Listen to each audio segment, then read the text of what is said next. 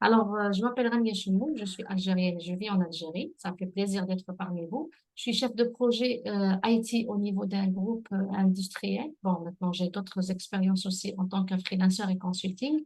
Je fais de la gestion de projet. J'avais commencé par les projets RH et maintenant, je travaille sur d'autres projets à part les ressources humaines. D'accord? J'ai eu l'occasion de travailler sur un projet de site web pour un groupe industriel. C'est un site web institutionnel et un site web vitrine. Et c'est à partir de ce moment-là, oui, quand j'ai vu l'annonce par rapport au sujet et j'ai discuté avec Ulfa, c'était le sujet de qu'est-ce que la qualité par rapport à tout ce qu'on livre. Donc, ça sert à rien de livrer une solution ou un produit fini si la qualité ne répond pas à ce qui est exigé par le client. Et c'est ce qui Exactement. va faire, et c'est ce qui va faire notre valeur ajoutée et notre place sur le marché. Donc, on peut être plusieurs producteurs en même temps, mais c'est la qualité qui va faire que j'achète ce produit et pas un autre.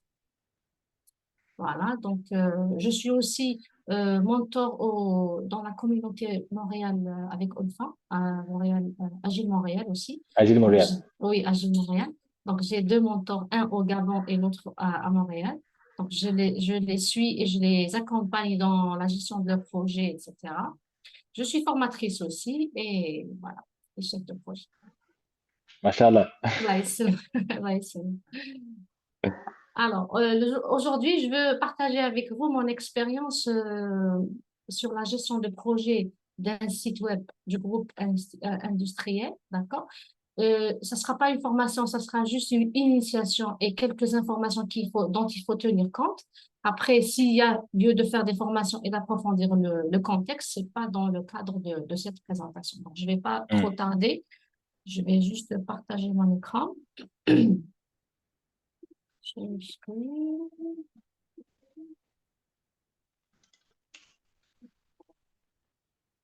Alors, dites-moi, est-ce qu'il est visible? Oui, impeccable. Ah oui.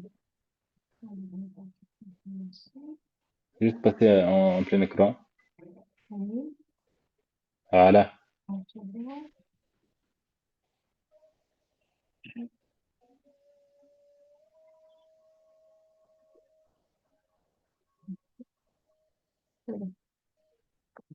alors, on va parler aujourd'hui de la qualité. Donc, je vais parler grosso modo de qu'est-ce que la qualité, qu'est-ce que la non-qualité et quelle est la différence entre l'assurance qualité et la qualité et quel est le rôle du testeur dans tout ce process.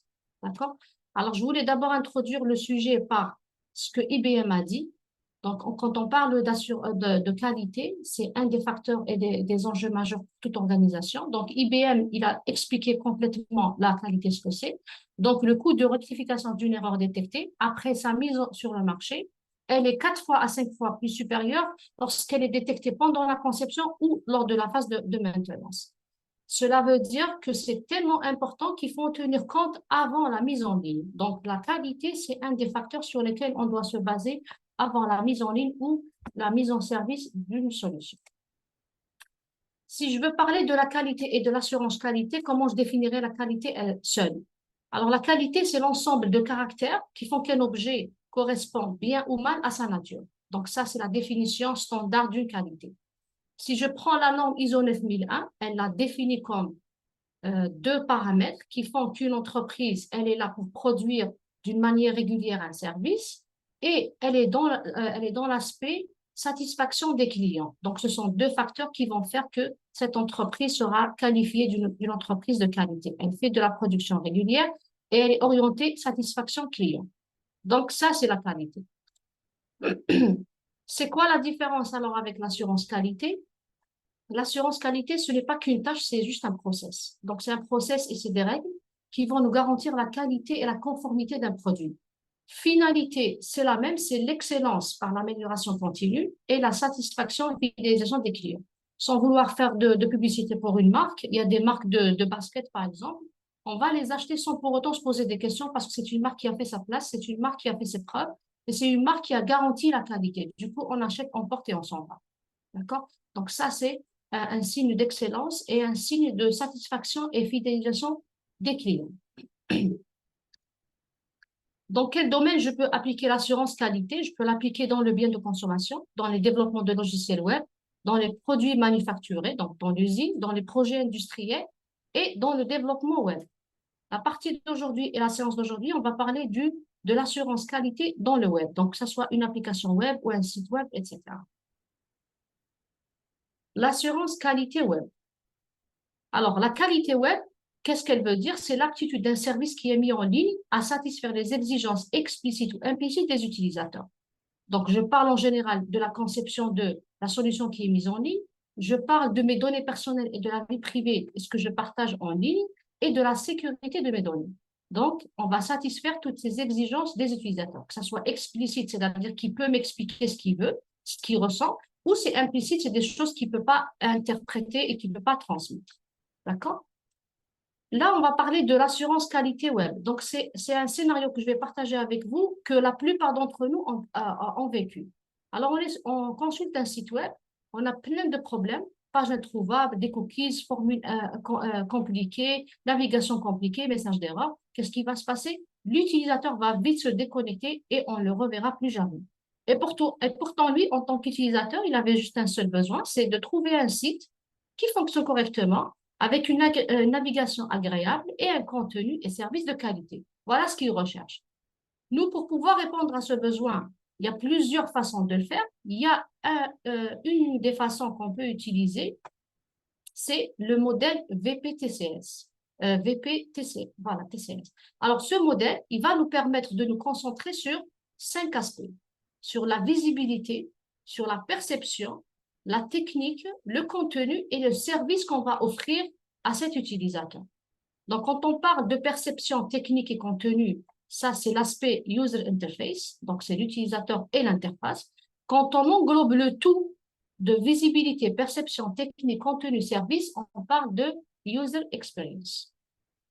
Que veut dire user experience et user interface? Alors, user interface, c'est l'apparence finale du site web et l'interface de l'utilisateur et l'interaction de l'utilisateur avec l'interface web. Je suis utilisateur, j'interagis avec l'interface web. Qui va faire ce rôle, c'est le UI designer.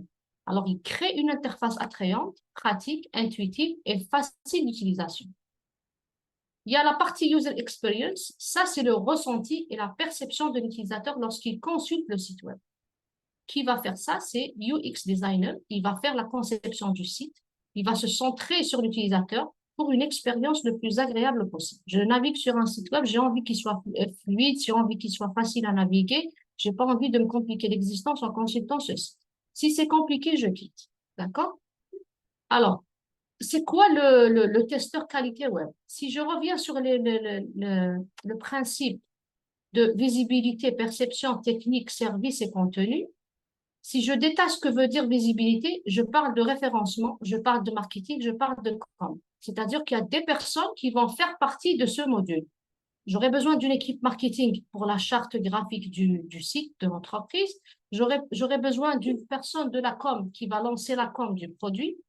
Si je parle de la perception, comme on a dit, on a besoin du UI et UX pour l'ergonomie et le graphisme. Pour les techniques, j'aurais besoin d'une équipe technique qui va faire la sécurité et l'hébergement de mon site. Pour la partie service, quel service je vais offrir à mes utilisateurs? Je fais un service après-vente, une relation client, e-commerce, une vente en ligne, un site web. Et je dois avoir un contenu qui va avec ce que les utilisateurs recherchent. Ça part de la rédaction, du style de la rédaction et de la traduction du contenu. Maintenant, toutes ces personnes vont nous livrer ces informations et vont faire le travail. C'est chacune une personne à part. Mais qui va me dire que tout ce que chaque personne a fait est valide et peut être mis en ligne et mis en service pour les utilisateurs? Là, on aura besoin d'un testeur qualité web. Donc, la qualité web, le testeur qualité web, sa spécialité, c'est la chasse des bugs et il est garant de la qualité du produit. Donc, il intervient avant la mise en service de la solution. D'accord? C'est quoi son rôle au juste? Alors, en plus qu'il soit un chasseur de bugs, donc il fait l'analyse, il teste la solution. Il ne fait pas des tests que fonctionnels, mais il fait des tests poussés. Il travaille d'une manière agile et collaborative avec l'équipe de projet. Donc, il travaille avec le développeur, avec le designer. Et c'est une tâche qui est récurrente et itérative. C'est-à-dire qu'à chaque fois qu'il diagnostique un bug, il travaille avec l'équipe de développement, il documente le bug, il le transmet, on corrige et c'est un travail répétitif et récurrent. Pour au final, il va s'assurer que le test qu'il avait fait correspond réellement à la population cible. Le projet, on avait par exemple un projet de développement d'un site web, c'est un site institutionnel. Est-ce que toute la population va utiliser ce site? Comment il sera perçu? Est-ce que la population cible a été respectée? Est-ce que mon site est responsive, c'est-à-dire est-ce que je peux l'utiliser sur plusieurs plateformes, tablette, téléphone et PC? Est-ce que c'est un site qui est accessible par les personnes à mobilité réduite? Est-ce que je peux avoir une loupe pour zoomer le texte si j'arrive pas à bien voir le texte, à bien le lire? Est-ce que je peux avoir des ambiguïtés, par exemple sur un site web ou sur une application web? Je peux mettre des icônes qui ne sont pas explicites pour l'utilisateur. Au lieu de mettre imprimé, je peux mettre n'importe quelle icône et ça prête à confusion. Donc, le testeur, il doit repérer les ambiguïtés. Le site ou l'application web va être facile à utiliser. Il va faire des tests de régression. Donc, à chaque fois qu'il y a une nouvelle fonctionnalité, il va refaire le test de bout en bout. Est-ce qu'il n'y a pas de régression suite à l'ajout d'une fonctionnalité? Il va faire aussi un test de performance. Est-ce que le site est performant lorsqu'il y a plusieurs connexions simultanées? Est-ce qu'il y a quand il y a un trafic important, le site ou l'application web ne bug pas? D'accord? Donc, qu'est-ce qu'il va tester? Il va tester tous ces aspects. Et ce n'est pas un travail qu'il va faire seul. Lui, il est là pour tester, mais il revient toujours à l'équipe de développement. C'est pour ça qu'on dit qu'il travaille avec une approche agile. Donc, il doit s'adapter, il doit travailler d'une manière itérative et collaborative, c'est-à-dire qu'il ne va pas travailler seul, il va travailler avec l'équipe projet. D'accord? On a parlé du testeur et on a parlé du testeur qualité. Alors, dans ce cas-là, c'est quoi l'assurance qualité et c'est quoi les tests? Donc, le contrôle qualité et l'assurance qualité, il y a deux différences entre elles. L'assurance qualité, c'est une approche proactive, c'est-à-dire qu'elle prévient les défauts dans le process de fabrication. Donc, on peut trouver les principes Kaizen, le Lean Management, le Six Sigma, etc. Par contre, le contrôle qualité, c'est une approche corrective, c'est-à-dire qu'il intervient lorsqu'un problème surgit. Les tests fonctionnels sont faits par un utilisateur, ou même le testeur qualité peut le faire, mais il y a une différence entre le testeur fonctionnel et le testeur qualité. Le testeur fonctionnel, il va saisir et alimenter des données et il va analyser le résultat. Donc, il ne va pas s'approfondir. Par contre, le testeur qualité, il va veiller à ce que le site web ou l'application web réponde aux normes de qualité attendues par les utilisateurs. Donc, il y a un aspect d'empathie, il y a un aspect d'anticipation qui doit prendre en compte en plus des tests fonctionnels. D'accord? Et si on veut, si on veut approfondir notre façon de faire nos tests, on peut se faire aider par des outils. Là, je vais lister quelques outils. C'est pas une liste exhaustive. C'est pas des outils que j'ai forcément utilisés moi-même. C'est des outils que j'ai eu l'occasion de travailler sur avec des équipes de développement. Mais là, je partage avec vous les applications qui sont les plus connues. Alors, on a le JMeter. Il permet de tester la performance d'une application selon différents protocoles ainsi que les tests fonctionnels. Le Cypress, il va automatiser les différents tests, donc c'est des tests end-to-end, tests d'intégration et tests unitaires. Le Web Developer, il va nous permettre de vérifier les données saisies dans le formulaire et est-ce elles répondent au type de valeur autorisée. Le Ranorex, c'est un test d'interfaçage. Donc, on va tester l'application sur différents systèmes Mac et Android, etc. Window Resizer aussi, c'est pour les extensions et vérifier l'aspect et la taille sur différentes fenêtres et toutes les autres applications. Donc là, ce n'est pas une liste exhaustive, c'est juste quelques guides qui vont vous permettre de vous inspirer lors de vos tests. Voilà, donc c'est fini pour moi, c'est rapide. Donc c'est un partage d'un retour d'expérience court et rapide. Mais je vous donne l'occasion de me poser des questions et je suis à votre disponibilité.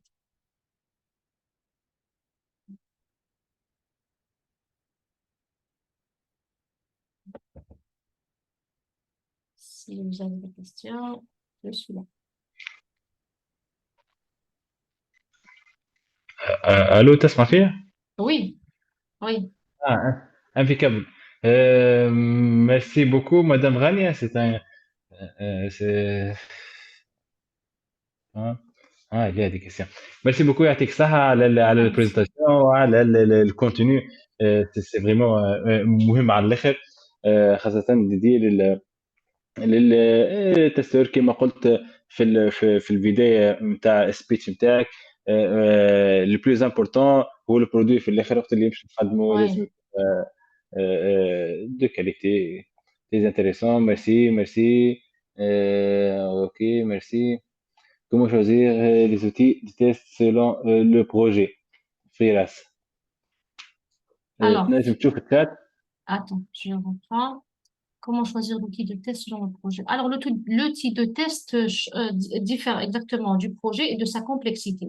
Maintenant, si c'est un test si c'est un site web, par exemple, je parle du site web, si c'est un site web statique qui n'est pas très, très compliqué, je peux même ne pas utiliser d'outils, je vais foncer vers les tests fonctionnels les plus approfondis.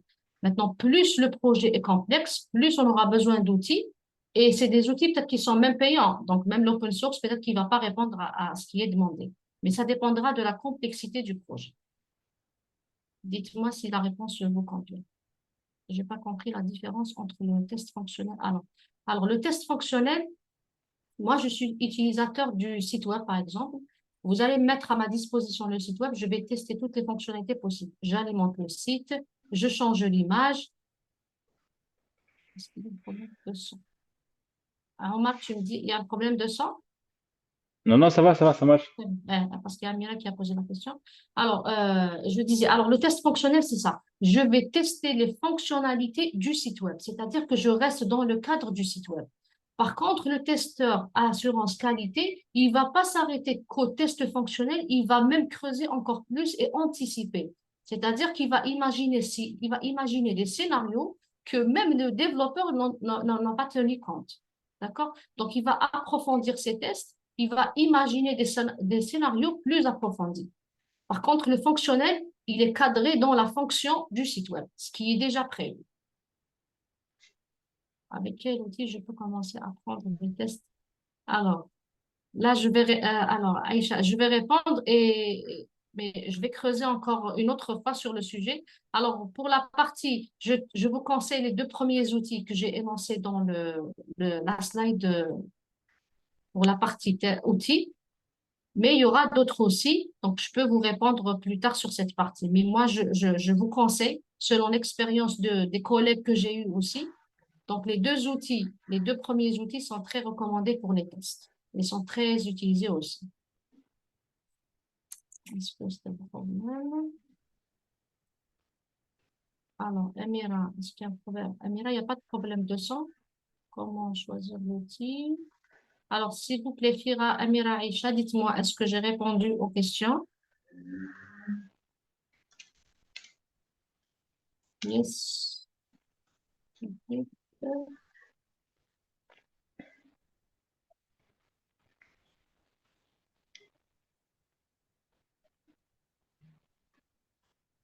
Une autre question. Oui, merci. Oui, merci.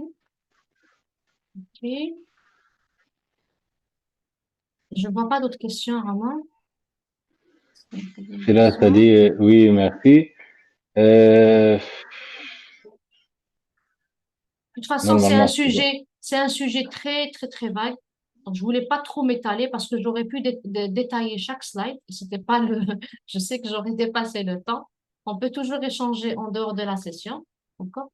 Est-ce que c'est possible de repérer, s'il vous plaît, de répéter, s'il vous plaît, puisque j'ai un problème de... Vous pouvez revenir sur les tests d'accessibilité, s'il vous Ah, plaît. Alors, est-ce que je peux répéter à partir de quand? De toute la quoi? session.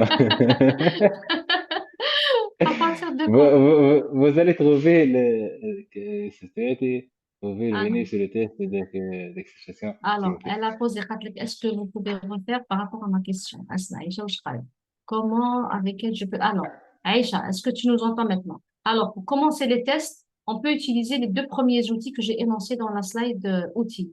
Donc, c'est les deux outils que des développeurs et des testeurs qualité ont déjà utilisés. Donc, j'ai eu un bon feedback dessus. C'est des solutions open source. Et on peut toujours débattre par rapport aux autres solutions. C'est pour ça que j'ai mis, c'est pas une liste exhaustive, mais on peut toujours commencer par les deux premiers.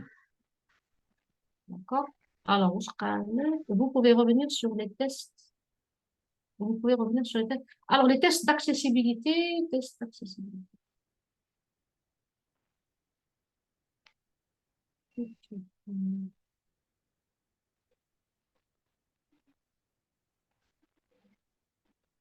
Test d'accessibilité, je voulais dire par rapport aux personnes à mobilité réduite, aux personnes qui ont des problèmes de santé, qui n'arrivent pas à visualiser le texte tel qu'il est énoncé, tel qu'il est affiché sur l'application web. Et c'est des personnes, par exemple, qui ont des problèmes de déplacement, qui ne peuvent pas consulter le site sur une plateforme et pas sur une autre, etc. Donc, on va donner de l'importance à ces personnes. Donc, c'est pas des solutions, c'est pas des applications qui sont destinées à toute catégorie de personnes. Il faut tenir compte des personnes qui ont des difficultés et qui ont des problèmes de mobilité réduite. D'accord? Est-ce que ça répond à la question?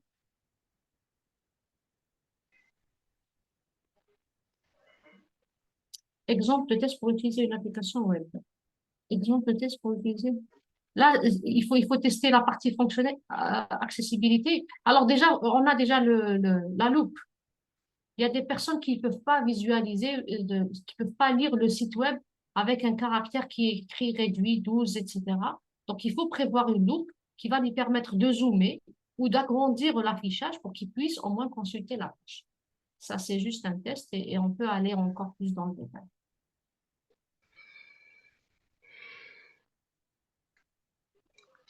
Yes.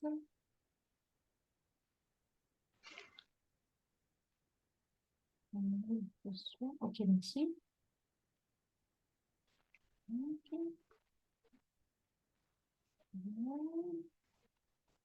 C'est bon, non?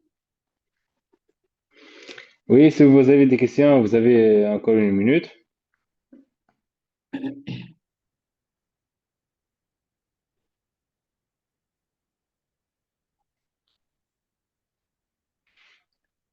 Je pense qu'il y a une question. Mhm. يظهر لي كمان ايه سي لي دي زوتر كيستيون تنجموا تتصلوا مع مدام غانية Ah, معناها exact. في اللينكدين Très bien. من بعد العباد الا خلطت كسوة فلوس ولا من بعد تو لي سيسيون باش نلقاوهم موجودين في السيت اوفيسيال نتاع الكوميونيتي qa-evolution.com دونك كو سوسوا مدام غانية ولا الكوميونيتي نحن بيبان محلول على تو لي كيستيون من بعد مدام غالية vous êtes bienvenue مرحبا بك Merci beaucoup. فرحان Merci. برشا بحضورك معنا اليوم Merci. c'était ma première fois de travailler avec des Algériens ou des Algériennes ومن بعد نتصور مش يكون عندنا لقاءات أخرى Inch'Allah, bien sûr. سواء مع الكوميونيتي ولا مع السوسيتي ميرسي بوكو للكونتينيو Merci. ميرسي بوكو pour les réponses مع les questions merci beaucoup Merci حول beaucoup. قدرك ميرسي merci pour votre présentation et Merci. pour le test automatique. Très bien. Donc, Merci beaucoup. كيما قلنا vous êtes les bienvenus que ce soit تو ولا بعد إن شاء الله في on va planifier avec vous une petite réunion remerciement voilà وقت اللي Inch'Allah. disponible إن شاء الله نعطيك كلمة الختام. Merci beaucoup. Yatek Saha Amal. Merci à toute l'équipe. Merci à Ulfa aussi, à toute l'équipe et à tous les participants. C'était très, très enrichissant. Merci à tous. Merci. Merci beaucoup عايشك مدام Au غانية. revoir. Salam alaikum. تمام باي باي. Bye bye.